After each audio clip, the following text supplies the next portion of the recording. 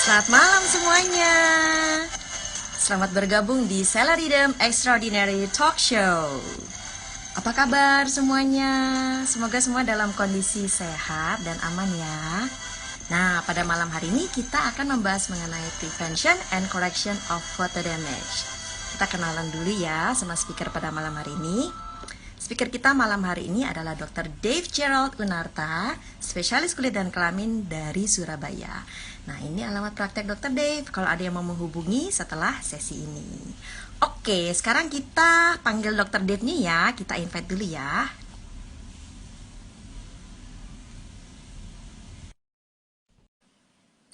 Nanti kalau ada yang mau tanya-tanya langsung tanya aja ya, nanti kita akan langsung jawab.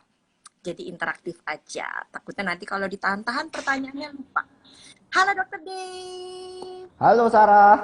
Apa kabar? Baik, baik. Apa kabar? Sehat ya, aku pun sehat dan senang. Wah, syukur. Itu udah paling penting sekarang ya dok, sehat dan senang. Betul, betul sekali. Jaga kondisi dan semuanya ya. Iya. Ya, semoga semua yang hadir juga sehat-sehat. Iya, terima kasih banyak nih. Udah banyak yang join. Terima kasih sudah meluangkan waktu untuk bergabung di Salarytime Extraordinary Talk Show. Nah, Terima jadi kasih sudah mengundang. terima kasih Saya dok. merasa terhormat sih. Saya merasa terhormat. Kita seneng banget bisa akhirnya dapat serpihan waktunya Dr. Dave yang sibuk banget. Soalnya Dr. Dave ini kan selain praktek dokter juga ngajar ya di di FK Fakultas Kedokteran Widya Mandala Surabaya di Departemen Dermatologi dan Venereologi. Jadi makasih loh dok waktu. Topik hari ini Sama-sama. seru nih, prevention and correction of photo damage, dan merupakan hal yang paling banyak ditemui ya di praktek dokter gitu, khususnya yang praktek kulit dan juga kesehatan atau kecantikan kulit gitu ya dok ya. Ya. Ya, nah mengingat audiens dari talk show ini agak melebar, mungkin boleh dimulai dari yang dimaksud dengan photo damage itu apa sih dok? Disebabkan oleh apa? Terus kerusakannya itu pada kulit seperti apa gitu penampakannya? Oke. Sarah, nanti saya berusaha untuk membahas sesantai mungkin. Saya khawatir kebawa aura-aura kuliah. Jadi saya Oke, jadi saya berusaha untuk sesantai mungkin ya. Jadi gini, untuk photo damage sendiri itu adalah kerusakan kulit kita ya. Damage, kerusakan, dan foto itu adalah akibat dari sinar matahari. Nah, photo damage ini dia berhubungan langsung dengan yang kita sebut sebagai photo aging. Jadi penuaan kulit karena sinar matahari. Jadi secara umum ada dua ya, kalau kita mau bandingkan selalu adalah intrinsik dan ekstrinsik penuaan kulit itu. Kalau intrinsik itu yang kita sebut sebagai chrono aging, karena waktu ya, karena usia. Jadi istilahnya suatu hari kita pasti akan menua, jangan dihindari. Nah itu. Nah kemudian yang kedua itu adalah yang sebenarnya bisa kita hindari, yaitu adalah yang namanya photo aging, yaitu karena pengaruh dari sebenarnya faktor eksternal sih. Jadi mayoritas memang sinar matahari, cuman kita bisa juga hubungkan dengan hal-hal yang kita dapat secara eksternal. Contoh kayak polusi udara, itu juga bisa. Terus kemudian kalau kebiasaan kayak merokok. Nah, merokok itu karena itu selalu merokok adalah big no untuk kesehatan kulit. Itu Sarah. Oke. Nah, akibat tadi foto aging tersebut ya dokter, biasanya kulitnya jadinya seperti apa tuh penampakannya? Oke, jadi kita tahu bahwa tipikal secara skin type ya, tipe kulit kita tuh dibagi 6. Kalau kita jadi secara race ya, kalau kita lihat secara race, manifestasi dari photo aging ini bisa berbeda-beda. Jadi gini, sebenarnya nanti endpointnya sama, cuman nanti yang muncul itu secara bertahap itu dia bisa berbeda. Contoh, kalau studi photo aging paling banyak itu dilakukan untuk skin type yang 1-2. Jadi tipe kulit 1 dan 2 yaitu tipe kulit Kaukasia. Nah, tipe kulit Kaukasia itu yang paling sering muncul adalah fine wrinkle. Jadi kerutan halus. Kemudian dia bisa terjadi yang namanya mottled pigmentation, jadi pigmentasi, ada bintik-bintik pigmentasi gitu. Nah, kalau pada kulit Asia 3 dan 4 itu fine wrinkle itu munculnya agak nanti. Dia yang duluan muncul itu justru adalah pigmentasinya sebenarnya, yaitu seperti solar lentigines, Solar lentigines itu dia muncul terlebih dahulu. Nah, baru setelah itu kemudian wrinkle diikuti oleh wrinkle. Nah, nanti tipe kulit yang lebih gelap lagi, tipe kulit ke-5 sama ke-6 itu, mereka secara kualitas kulit ya, secara perlindungan dari melanin, mereka lebih tahan terhadap photo aging. Tapi bukan berarti mereka nggak bisa photo aging. Kalau mereka sembrono, manas terus nggak pakai protection, itu mereka juga bisa kena photo aging. Nah, cuman kalau tipe kulit 5 dan 6 itu, mereka photo agingnya lebih ekstrim. Jadi mereka bisa ke istilahnya itu, misalkan nih ya, yang tipe kulit 1, 2, 3, 4 sama 5, 6 itu setiap hari itu kita bikin studi nih ala-ala. Jadi sama-sama kena sinar matahari. Nah, itu yang Sama-sama paling cepat muncul. Ya, jadi yang paling sering muncul, kok paling sering, paling cepat muncul yang tipe 1, 2, itu yang duluan pasti. Kemudian setelah itu yang 3, 4, nah setelah itu yang 5, 6 ini dia bisa kedili 5 sampai 10 tahun berikutnya dengan intensitas yang sama, gitu. Karena mereka lebih tahan, itu studi ya kira-kira itu ya. Ya. Nah tapi dan begitu mereka muncul, mereka langsung wrinkle-nya cenderung deep. Jadi yang kena itu adalah gini, kalau photo aging pada tipe kulit yang lebih terang itu seringnya tuh kenanya yang pertama tuh daerah sini, daerah crossfit ini, periorbita. Kalau yang tipe kulit yang tipe kulit 56 ya, yang gelap itu mereka deep wrinkle, mereka kenanya lebih sering pertama daerah sini, daerah nasolabial. Itu sih.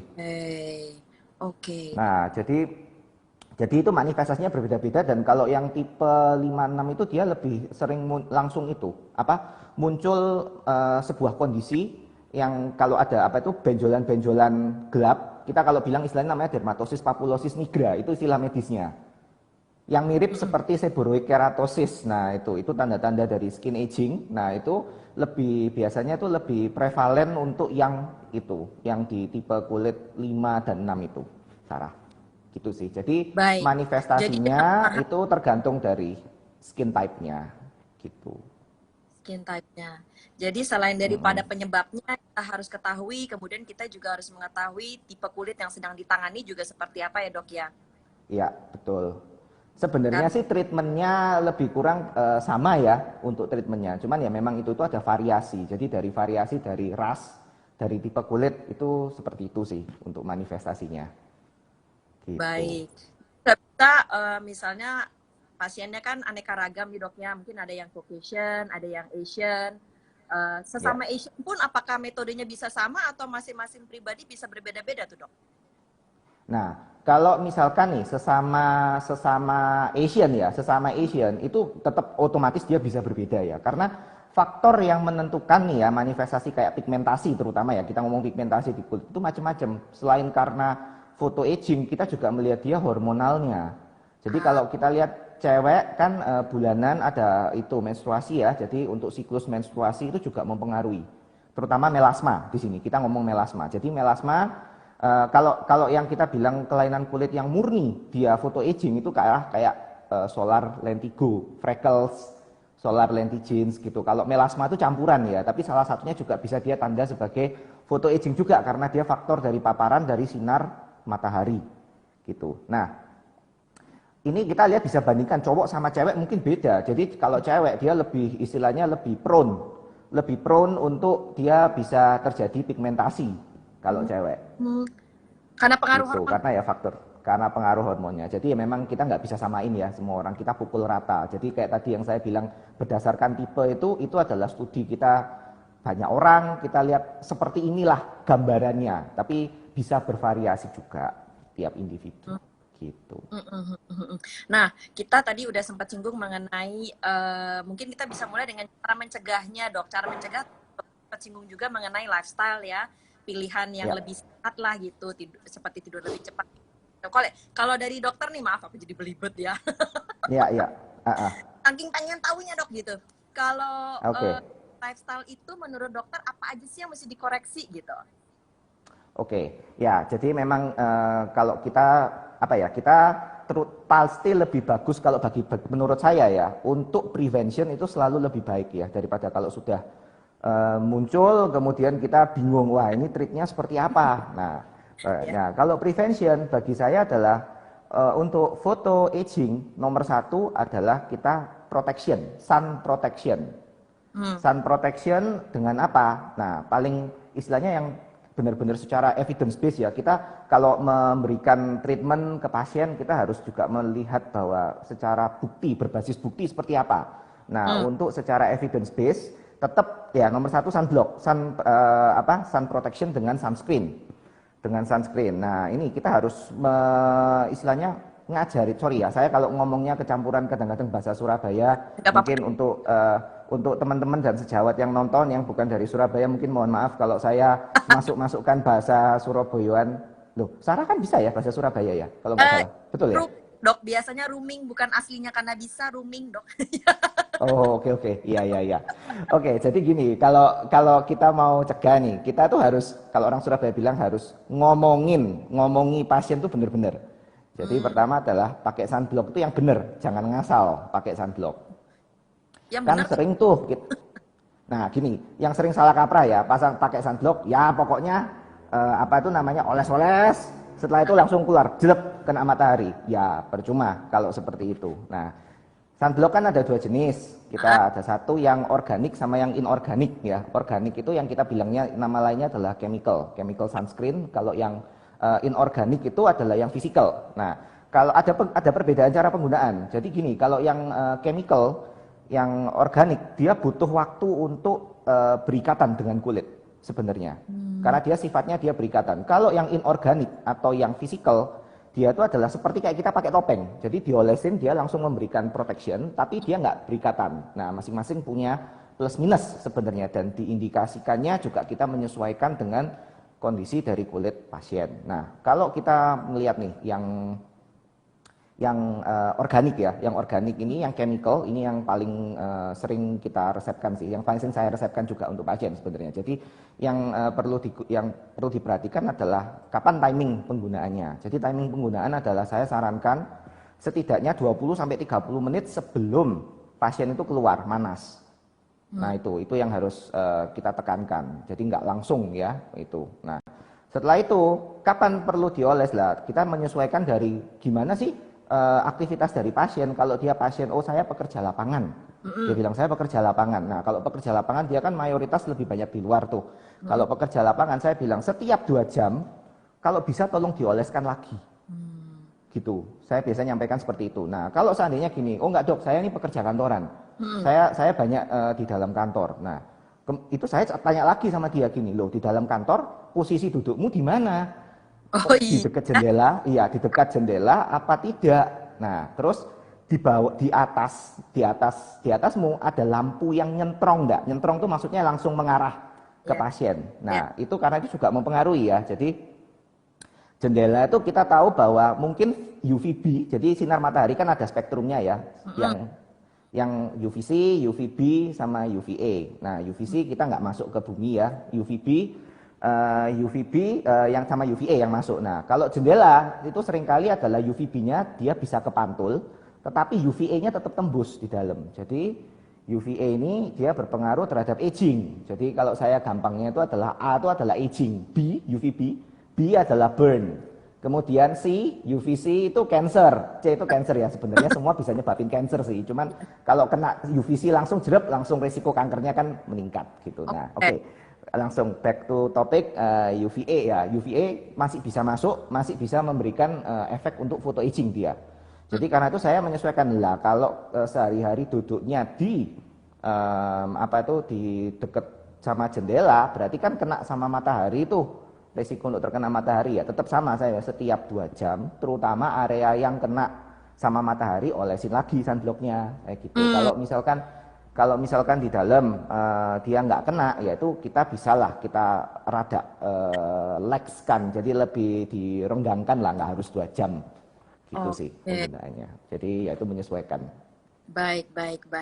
Nah, itu udah bukan pertama itu sifatnya udah kayak wajib ya dok ya, kalau nggak pakai sunscreen wajib. itu Nah, susah besar. Nah ini sekarang gini, kalau lupa misalkan dok saya lupa bawa sunscreen, ya berteduh itu yang paling aman berteduh. Saya sih gini sama, jadi percaya nggak percaya kayak baju yang kita pakai bahannya seperti apa itu juga berpengaruh terhadap matahari itu masuknya seperti apa ya. Kita ngerti lah kalau kita ngomong soal wajah kan secara garis besar nggak tertutup ya, tapi kita juga bisa melindungi tubuh kita juga, karena bagi saya badan juga nggak kalah pentingnya sama wajah gitu. Jadi mungkin saya bisa kasih itu sih, Sarah, kayak tips and tricks untuk pasien, bukan tips and tricks, masukan lah ya untuk pasien. Jadi kalau misalkan nih Manas, bajunya itu warna baju itu mempengaruhi. Jadi kalau warnanya dia itu gelap, atau yang warnanya tuh terangnya tuh yang kontras, contoh kita ngomong neon ya, baju neon. Kalau kita ngomong yang ekstrem genjreng-jret, baju yang warnanya gelap sama yang warnanya neon itu apa itu namanya, lebih bisa menyaring sinar matahari dibandingkan dengan baju yang warnanya terang. Ini contoh, saya kan pakai baju putih nih. Saya pakai baju putih. Saya pakai baju putih, kalau saya langsung di bawah sinar matahari ya dia apa itu namanya, efek untuk sunscreen-nya kalah sama yang pakai yang bajunya gelap warnanya. Ya, atau yang warnanya neon gitu, ngejreng gitu. Jadi sama kalau misalkan, oh ya, kalau faktor lain, kalau mau melindungi muka gimana? Payung. Nah, payung ini yang kadang-kadang orang kan gengsi ya, nggak hujan kok pakai payung, kan gitu. Nah, padahal itu juga istilahnya kebiasaan yang baik ya. Payungnya jangan payung transparan kan, itu kan. Kalau payung transparan itu kan ala-ala cute gitu ya, kelihatan cute gitu kan. Kalau apa itu payungnya transparan, padahal ya itu percuma, nggak ada gunanya juga itu. Sinar matahari juga masih akan masuk ya. Saya sarankan akan pakai yang, kalau bisa payungnya yang hitam, pakai payung hitam lah untuk itu sih, nggak boleh gengsi sih. Tapi saya tahu, saya sendiri juga gengsi kok. Saya pernah itu, saya jalan, ceritanya waktu itu waktu saya sekolah di luar ya, saya jalan pakai payung kan hitam. Nah terus di depan itu saya ketemu sama guru saya. Guru saya jalan nyantai, nggak pakai payung. Saya langsung refleks, lu itu guru saya, langsung saya tutup. Nah, guru saya yang ngelihat saya, terus dia ketawa-ketawa. Ya, terus kita udah ngobrol biasa. Terus habis itu saya tuh mikir gini loh, ngapain ya saya tutup ini payung ini? Terus saya baru sadar, saya baru ingat, dia nggak pakai payung karena dia tipe kulitnya tipe 5 sama 6. Jadi dia tipe gelap, dia tipe 6 sih. Dia tipe kulitnya tipe 6. Jadi waktu itu orang Caribbean. Jadi dia orang Caribbean waktu itu. Jadi waktu itu saya mikir ya, ngapain ya saya malu ya. Dia pasti ngerti lah. Dia mungkin ketawa malah mentertawakan saya loh. Ngapain ditutup gitu sih. Ya itu benar. Atau pakai topi lah, atau gini lah, saya ngerti kalau cowok-cowok terutama. Pasien saya cowok itu, waduh, itu rewel kalau pakai payung. Dia langsung kayak ketawa. Kok pakai payung gitu. Dia bilang, ya sudah pakai topi aja. Saya suruh pakai topi. Gitu. Oke. Menarik gitu, Dok. Nah, Dok, proteksi dan prevention ini juga menurut pengalaman dokter dan dokter tentunya sebelumnya kan pasti udah mempelajari juga, karena dokter menggunakan Celaridem ya, Dok ya? Iya. Ya, menurut pengalaman dan pengetahuan yang dokter miliki menggunakan Celaridem, bagaimana Celaridem berpartisipasi gitu dalam menjadikan salah satu modalitas atau senjata gitu untuk mencegah dan mengkoreksi photo damage? Oke, jadi gini, untuk treating dari photo damage ini sebenarnya adalah multimodalitas ya. Jadi kalau saya boleh bilang, saya suka dengan approach yang multimodality. Nah, multimodality nomor 1 ya tadi balik ya, untuk prevention itu tetap penting sekali. Prevention itu penting. Nah, untuk yang treatment di sini saya melihat bahwa Celaridem adalah salah satu modalitas yang sangat membantu untuk dia menangani dari kulit yang photo aging. Ini saya ngelihat ada teman saya, Dr. Stefani. Halo. Dada. Gitu, saya dada dulu aja. Saya dada gini.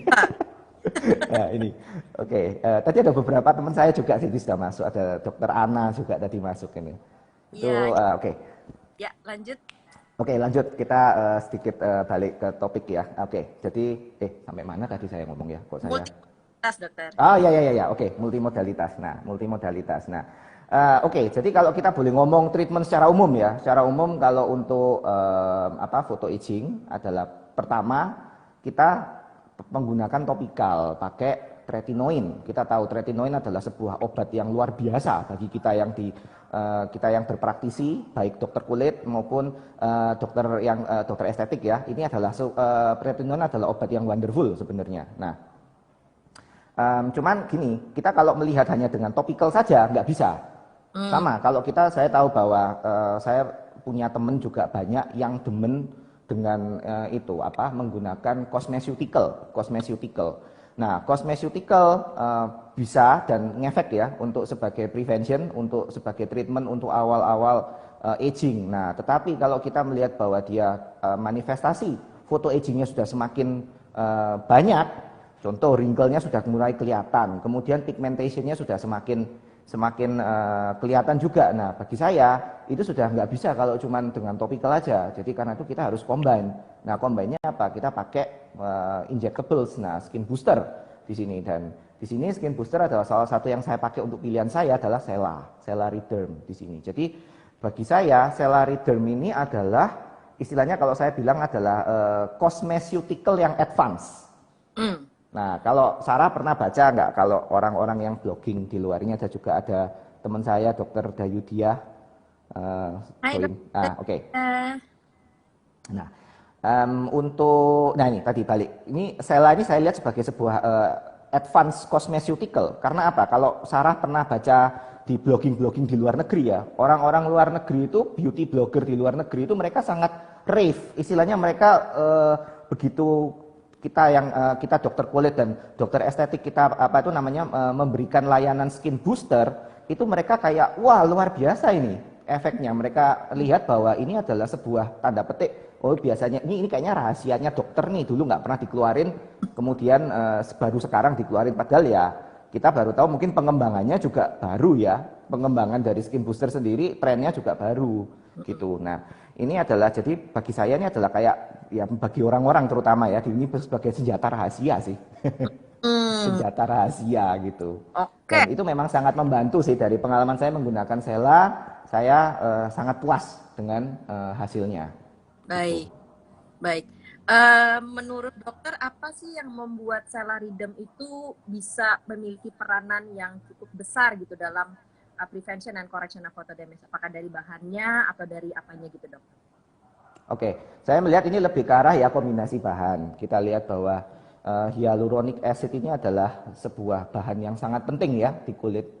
Untuk secara natural kita juga punya hyaluronic acid di daerah kulit, terutama di bagian dermis ya, yang kulit bagian dalam di situ untuk menyusun dari jaringan penyangga kulit atau connective tissue di situ. Nah, tapi seiring dengan proses aging ini akan menurun. Nah, karena itu begitu pertama kali hyaluronic acid ditemukan sebagai injectable, ini juga kayak wah ini penemuan luar biasa ini. Ini merupakan sebuah sangat membantu pasien seperti itu sih.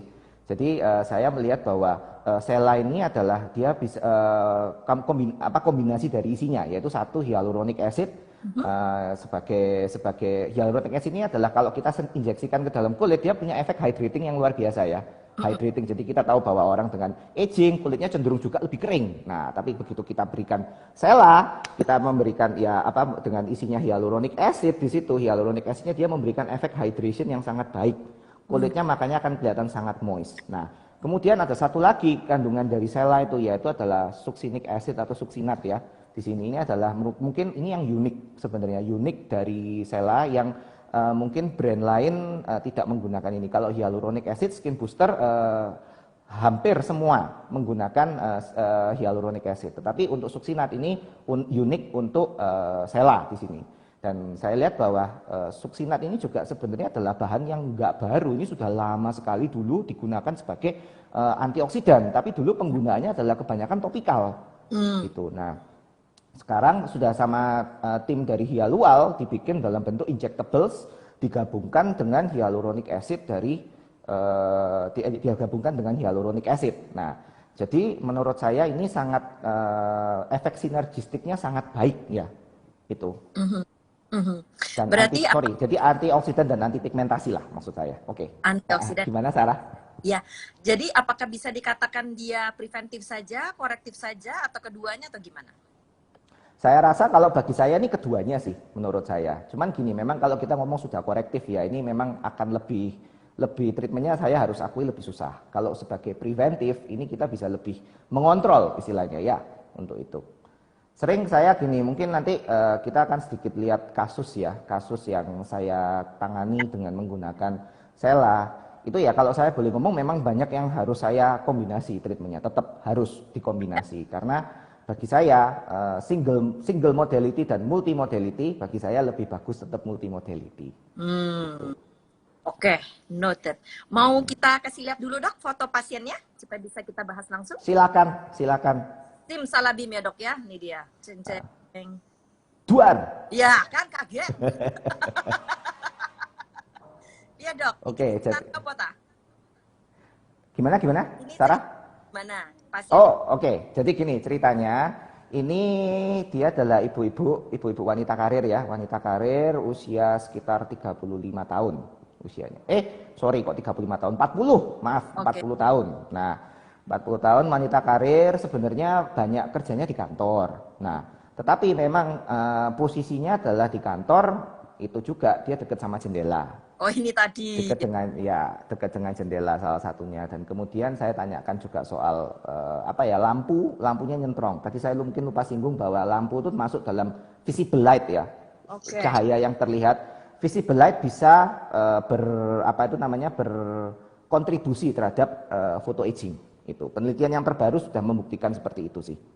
Nah, jadi kemudian dia waktu itu datang dengan keluhan, dok, ini saya ada flek-flek hitam di sini.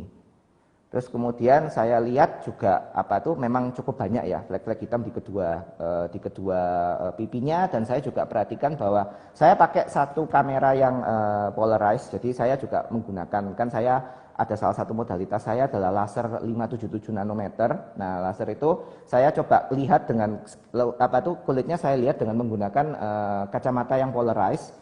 Saya lihat memang secara pembuluh darah banyak sekali. Nah, jadi saya juga lupa sampaikan bahwa telangiectasia itu juga salah satu efek dari photo aging. Dan ini saya lihat pasien ini kalau secara secara makros ya saya lihat seperti ini, klinis nggak terlalu kelihatan, tapi begitu saya pakai kacamata yang polarized itu kelihatan. Jadi pembuluh darah kecilnya itu telangiectasianya itu kelihatan semua. Dan saya lihat memang campuran antara ada solar lentigens dan juga ada melasma pada pasien ini. Kemudian waktu itu saya berikan, saya sarankan untuk mau nggak saya boost kulitnya. Saya lakukan tindakan skin boosting dengan menggunakan sela ini. Kemudian pasien mau, ya kemudian saya kerjakan. Waktu itu saya pakai protokol setiap 2 minggu karena waktu itu cukup parah ya. Cukup parah dia kehitamannya, jadi setiap 2 minggu saya suntik. Kemudian tapi waktu pulang saya juga berikan antioksidan juga yang antioksidan minum seperti golongannya astaxanthin, itu saya berikan juga ke pasien untuk dipakai. Dan kemudian strict photo protection, cara pakai sunblocknya saya benarin, saya betulin. Dan waktu itu ini fotonya sudah 3 treatment ya. Waktu itu saya pakai yang kunjungan pertama, mungkin gini, ini art setiap dokter mungkin berbeda, dan menurut saya nggak ada yang salah ya artnya. Cuman kalau saya suka dengan pertama itu akan saya pakai yang 1,1 dulu. Saya pakai yang 1,1 dulu, kemudian yang 2 ini saya pakai 1,8. Yang untuk yang 2 sisanya saya pakai yang 1,8, saya selang setiap 2 minggu. Dan kemudian saya strict dengan photo protection. Kemudian ceritanya foto yang kedua ini saya ambil 1 bulan setelah dia pakai yang kedua. 1 bulan setelah penyuntikan kedua, dan hasilnya oke sih. Saya melihat bahwa secara pigmentasi menurun. Untuk penebalannya masih ada, cuman menipis. Saya lihat lebih tipis, dan pasiennya juga happy. Dan dia komentarnya adalah setelah penyuntikan pertama itu dia merasa kulitnya lebih dewy. Dewy itu gimana ya kalau kita bilang ya? Kayak lebih kenyal, betul, lebih kenyal. Itu secara penyuntikan setelah penyuntikan itu dia merasa kulitnya lebih kenyal. Itu yang dia, dok, kulitnya kenyal, fresh, kelihatan fresh, itu dia efeknya. Dan itu memang efek yang sering saya temukan juga di setiap pasien setelah penyuntikan pertama. Jadi biasanya setelah penyuntikan pertama 1 minggu gitu saya follow up gimana itunya, kondisinya. Nah, itu yang mereka paling sering adalah komen, dok, kulit saya kelihatan fresh gitu. Oke, berarti ini hanya 3 kali Celariderm and then sama sunscreen aja gitu dok, sama krim mungkin? Sama saya pakai sunscreen modifikasi ya, jadi saya tadi ceritain semua tadi yang saya sudah cerita rada panjang, pakai payung jangan sungkan kalau perlu kayak gitu-gitulah. Kemudian juga saya tata mungkin tempat duduknya sih saya sarankan gini, kan dia tuh ada visible light ya. Visible light mungkin saya agak sarankan untuk rada digeser kursinya kayak gitu-gitu sih. Saya mungkin simple ya, simple modification gitu. Nah, ini kemudian ini setelah 1 bulan setelah penyuntikan kedua ini hasilnya seperti ini gitu. Harusnya pasien ini ibu ini memang mau suntik lagi sekarang karena ini sudah rada lama ya posisinya. Cuman ya kita tahu karena COVID rada takut. Jadi karena COVID takut ya saya bilang sama beliau bahwa Bu tetap foto protectionnya yang ketat. Betul, gitu. betul. Biar hasil yang udah dicapai ya. Sarah, sorry, ini sinyalnya saya apa Sarah ya yang rada ini? Sekarang bagus nggak dok? Sekarang oke. Tadi rada nge-lag sih soalnya. Oke. Ya. Baik. Kita lanjut ke pasien nomor 2 ya dok ya. Oke. Jeng jeng, apa nih kisahnya? Ya, ini pasien ya ini kisahnya ini dia ini ibu-ibu usia 47 tahun ini. Punya usia 47 tahun. Nah, kalau ini sebenarnya saya lihat bahwa ibu ini orangnya sangat care dengan kulitnya. Kalau boleh saya bilang lebih care dibandingkan sama yang pasien sebelumnya tadi. Oke. Nah, cuman terlihat secara tekstur kulitnya lebih baik. Cuman ibu ini juga tetap ada problem sedikit pigmentasi ya, sedikit ada saya lihat ada solar lentiginsnya masih ada walaupun tidak setebal yang ibu yang sebelumnya. Kemudian pasien ini juga dia kulitnya kuperus, jadi kulitnya kemerahan. Kuperus jadi istilahnya banyak sekali pembuluh darah kecilnya, pembuluh kapilernya, telangiectasianya waktu itu lebih parah dia. Sekali lagi saya biasakan saya lihat ketika saya ketemu pasien dengan pigmentasi, saya akan bantu juga lihat dengan kacamata yang polarized untuk melihat apakah ada faktor dari vaskuler juga. Nah, pada pasien ini pembuluh darahnya lebih banyak dari yang ibu yang sebelumnya. Nah, ini mungkin karena fotonya rada kecil ya, kita nggak terlalu bisa kelihatan, kita nggak bisa terlalu appreciate untuk kemerahannya, tapi kulitnya dia lebih kuperus dibandingkan dengan pasien yang sebelumnya. Nah, ini saya awalnya gini, saya tawarkan beberapa modalitas, tapi dia waktu itu yang paling tertarik, beliau ini paling tertarik dengan suntik. Oke. Akhirnya saya keluarkan, pakai ini dengan Sela. Nah, sama, seminggu setelah penyuntikan pertama, protokol saya sama, 1,1, kemudian 1,8 dan 1,8. Cuman saya pikir bolehlah, mungkin saya akan lebih banyak untuk nyoba yang 2,2 juga. Saya sih sebenarnya dengan 1,1 dan 1,8 dan modifikasi, saya sih sudah happy ya sama hasilnya. Ini oke. Nah, kemudian pasien ini seminggu setelah tindakan, saya telepon, gimana Bu kondisinya? Saya bilang, ya dok seger. Banyak yang komen kelihatan seger. Nah, ini foto yang ini setelah sebulan setelah penyuntikan yang kedua. Jadi saya lihat bahwa secara kuprosisnya, secara telangiectasia itu sudah sangat membaik, membantu menyamarkan ya untuk itunya telangiectasianya. Cuman karena kita tahu bahwa telangiectasia ini kan faktornya banyak ya. Kuproskin itu kan dia bisa karena genetik. Kemudian matahari adalah salah satunya yang dia bisa menyebabkan. Nah, itu memang akan saya bilang, dok ini bisa kembali lagi nggak ya? Saya bilang ya bisa, tapi kita bisa meminimalisir. Kalau kita ngelihat faktor dari dalam rada susah memang. Cuman saya sudah bilang, saya appreciate dengan segala skincare yang sudah ibu lakukan selama ini baik, tapi kalau kita mau, saya nggak bisa menjanjikan ini akan seperti ini terus menerus, pasti akan kembali untuk itunya. Nah, sekarang kita akan lindungi dari faktor photo protectionnya juga gitu. Nah, sama ibu ini juga sebenarnya kemarin sudah sempat mau bikin janji untuk cycle kedua untuk penyuntikan dari selanya, cuman ya karena COVID ini. Iya, gitu. bisa dimengerti. Baik, kita masih ada satu kisah lagi ya dok ya, kita tampilkan. Ya. Dokter udah mulai lelah atau belum? Masih semangat dok? Enggak sih. Oke. Lapar sih. Lapar ini. Kita ya dok ya. Iya. Bisa kasih makanan virtual. Iya. Oke. Pasien nomor 3 ya dokter ya. Oke. Nah, ini kisahnya apa nih? Ya, sebenarnya ini kisahnya juga sama. Ini saya ambil semua yang foto aging ya, yang ini pasien dengan dia dengan pigmentation, dengan solar lentigens juga, kecampuran juga dengan melasma waktu itu. Kemudian saya cek kalau kali ini memang pasien ini dia secara vaskuler enggak banyak, ada kelihatan apa telangiectasinya masih kelihatan terutama di daerah yang melasma, cuman overall tidak sebanyak yang ibu yang sebelumnya. Nah, beliau ini sama, "Dok, saya kepingin ini," waktu datang dia bilang, "Dok, ini kulit saya kok kayaknya kusem. Saya ini kok kusem, saya ini kepingin kulit saya ini lebih bright." Nah, kemudian ya sudah kita ngobrol-ngobrol, ya udah saya suntikkan, akhirnya tetap saya tawari gimana mau saya skin boosting ya.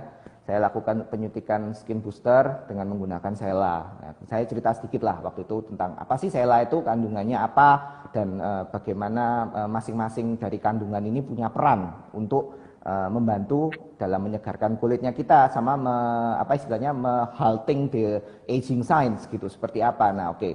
Kemudian akhirnya ibunya mau sama protokol saya 1,1 dulu, kemudian 1,8 dan 1,8 setelah itu. Nah, setelah penyuntikan ibunya happy sih, saya melihat bahwa secara skin quality memang lebih bagus. Ibunya juga bilang, "Dok, lebih kenyal, lebih kelihatan kelembapan kulitnya lebih kelihatan, lebih bisa di-appreciate lah." Itu karena seringkali gini, pasiennya sendiri nggak sadar kalau yang ibu ini yang memuji suaminya. Oh gitu. Suaminya yang muji, betul ya. Oh ya ya ya ya ya ya. Gitu sih. Pengakuan Dan dari ya. Dan ini saya sih ya ini saya suntiknya semua papular sih. Suntiknya. Intradermis semua itu populer ya. Intradermal semua papular. Oke. Ini ada pertanyaan nih dari Skin Origin dari Palu. Hai Skin Origin. Halo, selamat malam. Katanya jarak antar cycle-nya seberapa jauh, dokter? Oke, jadi sebenarnya jarak antar cycle ini yang dianjurkan idealnya adalah 2 minggu sebenarnya. Cuman, oh ya tadi saya lupa cerita, pasien ini dia yang pertama sama kedua terpautnya 1 bulan. Oke.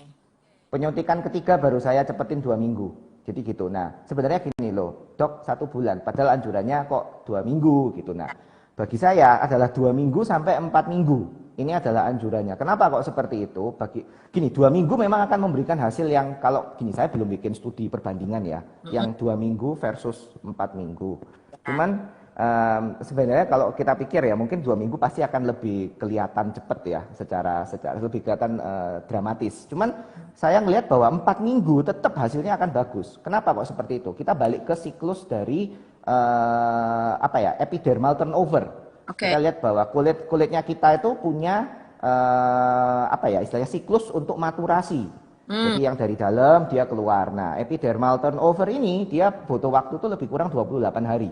Okay. Pada usia muda. Pada usia tua dia bisa memanjang pada usia tua, tapi rata-rata adalah lebih kurang 28 hari. Karena itu yang menjadi dasar saya bahwa oke, nggak masalah sebenarnya 1 bulan. Gitu. Cuman ini juga memberikan saya ide, mungkin kapan-kapan bolehlah saya coba dengan saya bandingkan 2 minggu kalau melawan 1 bulan hasilnya seperti apa gitu. Baik. Sarah. Baik. Nah, berarti kalau misalnya satu pasien satu cycle udah selesai nih, Dok, untuk menentukan dia melanjutkan cycle kedua itu tolak ukur apa yang kita perlu pertimbangkan? Oke, kalau boleh ngomong memang tolak ukurnya adalah nomor 1 adalah klinis ya. Klinis itu kita lihat gimana, sama yang kedua kita juga bergantung pada permintaan pasien. Nah, memang sih saya anjurkan setelah 1 cycle selesai, paling enggak tunggu 6 bulan lah. Kita sambil kasih waktunya untuk kulitnya ini efek redermalization-nya itu dengan bagus, dengan baik. Kita lihat paling enggak 6 bulan kita harus lihat. Nah, cuman kalau pasiennya ini dia strict juga dengan penggunaan photo protection-nya, kemudian lifestyle modification-nya dia bagus, sebenarnya bisa lebih dari 6 bulan itu bisa gitu. Nah, cuman memang ada pasien yang dia tuh suka ya, dia tuh nggak suka nunggu kurang dari 6 bulan itu sudah kemarin tuh berapa ya, 3 bulan setelah penyuntikan ketiga ya, 3 bulan setelah penyuntikan ketiga itu dia minta, "Dok, saya mau suntik lagi." Saya mau suntik lagi. Cuman ya waktu itu saya tetap kasih apa ya istilahnya, berikan saran juga sama dia bahwa lo kalau masih bagus, apalagi sekarang musim COVID ya, mungkin bagi saya mungkin lebih harus kita semua dari pihak kita semua harus berhati-hati gitu. Kita juga memastikan bahwa lo beneran nih mau suntik lagi. Biasanya kita melihat bahwa cenderung orang sekarang kalau berobat lebih rada hati-hati dibandingkan dulu ya. Kalau ini ibunya kepingin banget ini. Ini sebenarnya nanti related ke satu kasus yang berikutnya yang nggak bisa kita tampilin gitu loh, Sarah. Nanti mungkin saya bisa cerita sedikit sih tentang ibunya. Baik. Itu. Sebelum kita ke yang terakhir ini, Mm-mm. opini atau feedback dari pasien itu sakit nggak sih dok di Celaridem? Oke, sakit enggaknya gini ya kalau bagi saya enggak sih, enggak terlalu sakit. Cuman gini, memang saya ngelihat bahwa pasien itu punya punya ambang nyeri itu berbeda-beda ya. Saya Mm-mm. punya pasien itu yang ngelihat jarum aja baru nyentuh jarum tuh dia udah teriak gitu. Nah, ya itu ya. Kalau itu memang ya itu mungkin berbeda ya kalau itu ambang nyerinya setiap orang berbeda-beda. Nah, kalau saya lihat bahwa rata-rata ya dia bilang minimal pain. Oke, minimal. Rasa itu tetap ada, tapi dia minimal pain. Oh, Minimal pain ya mungkin kalau kita ngitung secara fast score ya, fast score mungkin 3 lah kira-kira. oke, 3.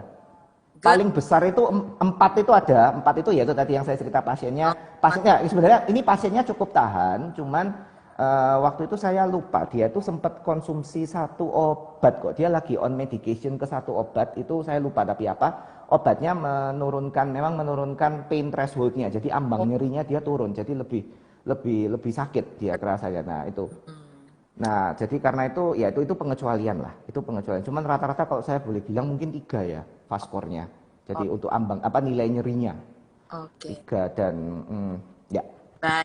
begitu. Nah, Jadi kita dan itu berlanjut. bisa dimodifikasi sih Sarah. Sorry, saya tadi lupa. Itu bisa dimodifikasi juga adalah kita kasih es. Saya kasih es sebelum saya suntik. Jadi sudah saya kasih topical apa itu anestetik. Malah kalau pasiennya rendah, saya boleh sarankan kalau mau minum kayak ibuprofen juga silahkan. Kalau mau ibuprofen apa mefenamic acid mungkin 1 jam 1,5 jam sebelum tindakan untuk membantu mengurangi. Cuman selama ini so far belum pernah ada. Oke, Belum pernah ada pasien yang saya suntik dengan sela yang harus sampai minum itu apa anti nyeri. Cuman sebenarnya kalau misalkan ada mungkin dari teman-teman di sini dari teman-teman sejawat yang pasiennya mungkin gampang nyeri, boleh nggak apa-apa di apa itu namanya diberikan apa itu ibuprofen mungkin kira-kira 1 jam 1,5 jam sebelum tindakan itu bisa. Nah, oh, kalau itu ya kita pakai es, pakai tempelin aja sama ice pack sampai rada nambing gitu, ada efek nambingnya, kemudian kita suntik itu sangat membantu. Itu malah mungkin fase-nya bisa 0 sampai 1 itu kalau sudah seperti itu gitu. oke, good. Ada satu pertanyaan, tapi kita mau lanjut ke kasus nomor 4 dulu, dokter, yang fotonya tidak bisa kita tampilkan. Oke. Tapi itu merupakan kisah yang cukup menarik untuk di-share ya. Boleh, monggo silakan Iya. dokter. Iya, oke ya. Jadi mungkin mohon maaf ini mendadak tidak bisa ditampilkan ya.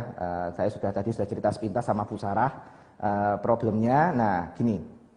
Pasien ini adalah seorang ibu, dia saya lupa usianya, mungkin sekitar 40-an sih ibu ini. 40-an, cuman memang ibu ini kasihan. Kenapa kok kasihan? Karena dia mukanya waktu datang ke saya itu dengan exogenous ochronosis. Jadi dia ochronosis, riwayat penggunaan hidrokinonnya waktu itu dia sempat cerita penggunaan hidrokinon lama. Dia pakai hidrokinon tidak terkontrol tuh sudah setahun kalau nggak salah dia.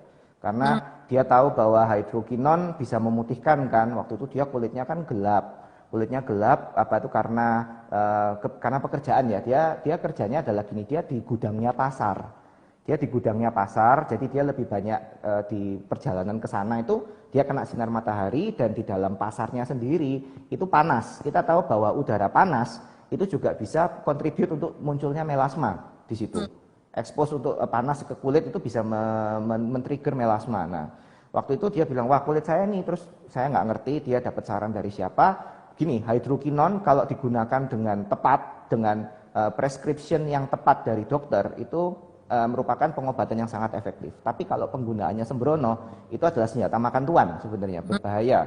Jadi pasien ini datang dengan waktu itu dia bilang bahwa ini bisa memutihkan, sama dia dipakai, dioles-oles, terus akhirnya pakai ini ada senior saya, halo Dokter Vivin, kemudian dia pakai selama setahun. Dia bilang gini, oke ini bisa memutihkan lah, tapi ya kita tahu bahwa kalau hidrokinon doang terus kemudian yang faktor-faktor lainnya tidak diperhatikan juga percuma. Nah akhirnya dia bilang loh kok tambah lama tambah gelap, sama dia tambah gelap tambah tebelah dipakai hidrokinonnya sampai akhirnya sampai akhirnya dia datang tuh udah gelap. Wah saya lihat hidrokinon treatment untuk exogenous ochronosis ini susah sekali.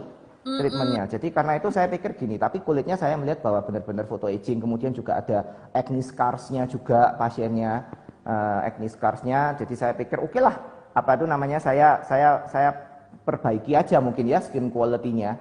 Saya bilang oke, saya kasih skin booster. Waktu itu saya berikan Sela, kemudian saya juga itu apa itu namanya, saya strict photo protection sama itu apa itu antioksidan juga. Hmm. Saya berikan antioksidan untuk diminum. Jadi seperti itu sih. Dan waktu itu memang saya surprise, saya rada enggak. Hasilnya setelah penyuntikan ketiga, kelihatan. Jadi secara suaminya sih, lagi-lagi ini suaminya ya. Oh iya. Dia waktu itu ya sempat cerita bahwa wah suaminya kok ngomel ngelihat mukanya, terus setelah mukanya sudah suntikan ketiga, suaminya muji, bilang bahwa wah mukamu kelihatan lebih cerah. Nah, kalau saya perhatikan sebenarnya secara pigmennya, ketebalannya itu lebih kurang sama, tapi ya itu Sela dia juga melihat bahwa skin quality-nya juga improve dengan penggunaan Sela.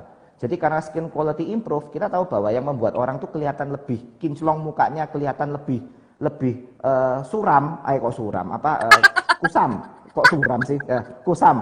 Nah, kusam itu adalah pantulan sinar kan. Kalau kulitnya baik, kalau kulitnya dia bagus teksturnya, pantulan sinarnya akan bagus, makanya dia akan lebih kelihatan lebih kinclong. Nah itu kita lihat bahwa ya ini Sela memperbaiki, dia mengecilkan pori-pori juga bisa, jadi secara tekstur dia baik, hydrationnya juga baik gitu sih.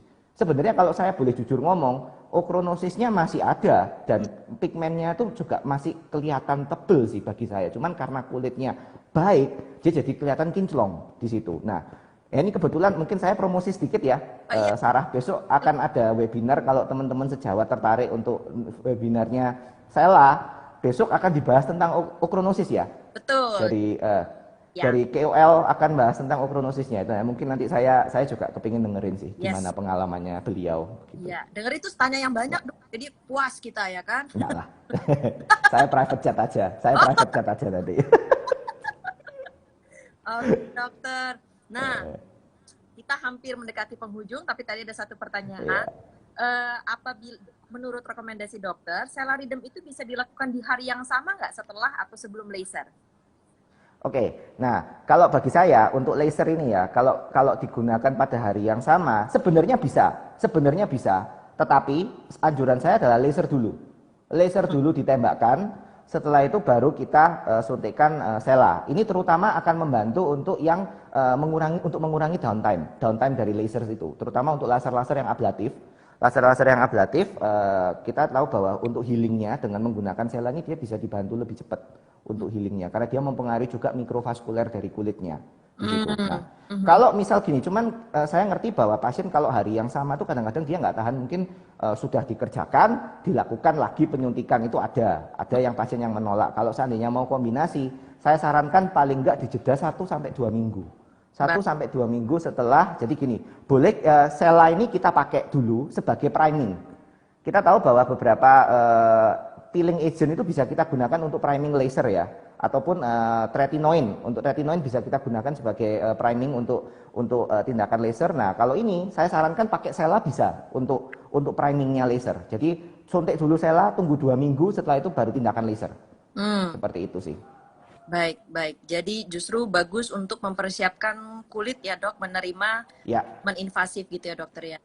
Yes, Apakah bagi saya both ways oke kok. Mau hari yang sama atau mau dijeda. Kalau mau hari yang sama, mending laser dulu, setelah itu baru suntik Sela. Kalau saya gitu. baik kalau begitu?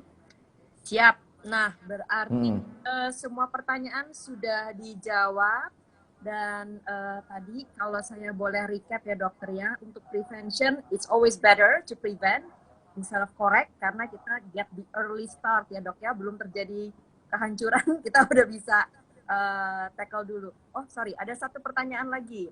Bagaimana untuk IPL rejuvenation? Apakah boleh langsung dilakukan injeksi Selaridem atau jeda waktu dulu? Oke, untuk IPL sama. Rekomendasi saya sama, bisa kalau mau dilakukan, maksudnya untuk dalam waktu yang sama ya. Silakan. Ini untuk IPL oke, rejuvenation ya. Ya, oke. Boleh. Atau kalau misalkan Dokter Vivin mau dilakukan di hari yang berbeda, kasih jeda sih kalau saya. Baik. Gitu. Oke, lanjut kita recap. Prevention is always better. Kemudian cek lagi dan perbaiki lifestyle seperti yang tadi dokter sudah sampaikan panjang lebar, dan lifestyle itu sebenarnya hal-hal sederhana yang bisa kita lakukan ya dokter ya. Kemudian untuk pemilihan sun protection juga harus diperhatikan, organik atau inorganik, harus pilih mana yang tepat untuk kulit. Untuk itu berkonsultasilah dengan dokter kepercayaan Anda. Kemudian jenis dan cara pakainya juga menentukan gitu ya dok ya, apakah berhasil atau tidak nih proteksinya. Jadi bukan cuma asal pakai aja gitu, tapi harus mengerti karakteristik dari produk itu tersebut. Kemudian untuk menangani photo damage juga dokter lebih menyukai adanya multimodalitas dalam menangani treatment tersebut, karena kan multifaktorial juga ya dokter ya. Terus berdasarkan pengalaman dokter, Celaridem ini ternyata senjata rahasia karena dia adalah antioksidan dan anti pigmentasi untuk bermain peran dalam prevention and correction of photo damage. Dan pesan yang paling penting adalah jangan lupa shopping baju neon. Karena bisa membantu kita. Enggak lah, kalau itu maksudnya kita tahu lah kapan. Bukan saya anti baju putih ya, ini saya juga pakai baju putih. Saya suka pakai baju putih ya, saya suka happy. Cuman kita tahu kapan lah penggunaannya. Kalau kita banyak di luar ya, kita perlu tahu bahwa warna itu mempengaruhi penetrasi dari matahari gitu sih. Baik dokter. Ini kayaknya ada satu pertanyaan lagi nih. Ya, aman nggak sayang ya. di bawah mata? Bawah mata, aman. Jawaban saya aman dan baik ya, sangat baik malahan. Jadi kita tahu bahwa salah satu keluhan di bawah mata yang paling sering itu adalah pigmentasi di bawah mata ya, gelap ya, sagging dan juga matanya kehitaman. Nah, itu kita tahu bahwa patogenesisnya banyak banget ya. Penyebabnya dari mata gelap itu dark circle around the eye itu banyak sekali. Nah, tapi penggunaan Sela ini sangat membantu di situ. Cuman kalau di bawah yang di bawah mata kita tentu harus lebih hati-hati ya penyuntikan, karena di situ kulitnya juga lebih tipis. Kemudian kita juga nyuntiknya juga jangan terlalu mepet. Kalau saya mungkin sekitar ya 0,5 sampai 1 cm lah ya antar penyuntikan untuk di bawah mata. Ya. Baik. Wah, luar biasa banget. Makin malas makin seru ternyata, namun kita terbatas dengan waktu. Sekali lagi terima kasih banyak Dr. Dave waktunya, penjelasan sharingnya, dan juga ya, terima kasih banyak Sarah. Ya, terima kasih juga untuk beberapa semua orang nih yang udah dengerin pada malam hari ini, Dr. Windy, Dr. Sinta, In Origin, nah, ini semuanya yang banyak. Dr. Windy ya, salah satu expert dalam penggunaan Celaridem ini beliau ya. Ya, itu kalau Dr. Windy bilangnya dia suntikannya selembut tahu sutra. Woi. Karena aku pernah disuntikin sama dia. Terus ada Dr. Cesi juga dari Solo, kemudian Dr. Edward Sugiharto. Ya, banyak banget ya. Mungkin nanti kita bisa adain sesi berikutnya. Boleh ya Dr. Dev ya? Boleh. Pasti kalau begitu. Baik, sekali lagi terima kasih banyak. Selamat malam. Terima kasih, selamat malam semua. Terima kasih banyak. Stay safe, stay healthy. Yes. Untuk semua. Stay safe and stay healthy. Thank you, Tuhan berkati. Ya. Selamat malam. Tuhan berkati, selamat malam. Bye.